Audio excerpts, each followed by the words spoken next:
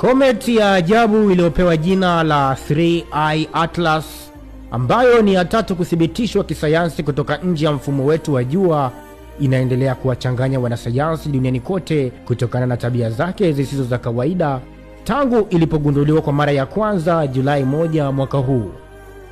Mpaka sasa hakuna ushahidi wa watu kwamba kitu hiki ni mothership, yani chombo cha kigeni cha angani kama watu wengi wanavyodai. Kwa mujibu wa shirika la uchunguzi wa anga la NASA na taasisi nyingine za uchunguzi kama European Space Agency, zinaeleza kwamba kometi hiyo ni kitu kilichotoka nje ya mfumo wetu wa jua na kitapita karibu sana na jua kwa mara ya kwanza.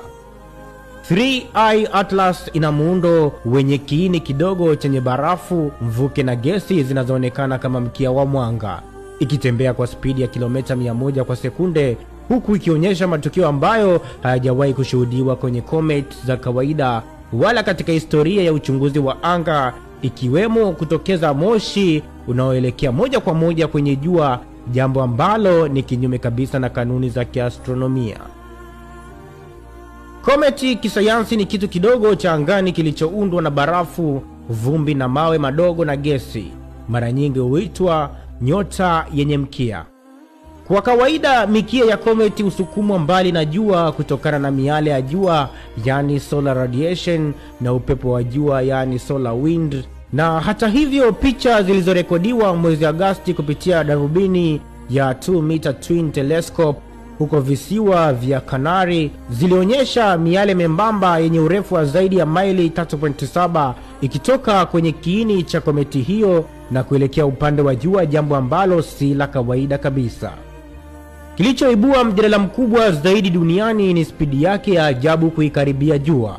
Kwanza, inatembea kilomita 100 kwa sekunde, haraka zaidi tofauti na kometi za kawaida ambazo hutembea kilomita 10 hadi 70 kwa sekunde. Uchambuzi kutoka kwa Keck 2 telescope huko Hawaii ulionyesha kuwa 3I Atlas inatoa gesi yenye gramu 4 za nikeli kwa sekunde bila hata chembe ya chuma, jambo ambalo halijawahi kutokea kwa kometi yoyote iliyowahi kuchunguzwa.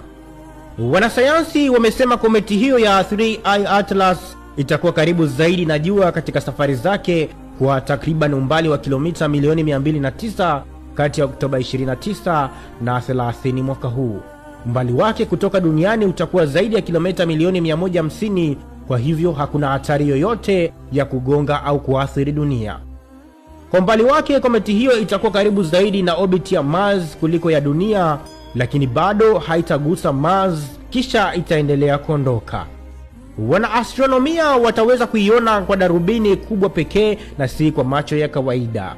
Wataalamu kutoka NASA na mashirika mengine ya uchunguzi duniani wanaendelea kuchunguza kometi hiyo, na uchunguzi huu unalenga kuelewa asili yake, muundo wake na umuhimu wake katika tafsiri ya malezi ya mifumo ya nyota duniani. Je, wewe unahisi ni jambo gani litakwenda kutokea tarehe 29 Oktoba kuhusiana na kometi hii?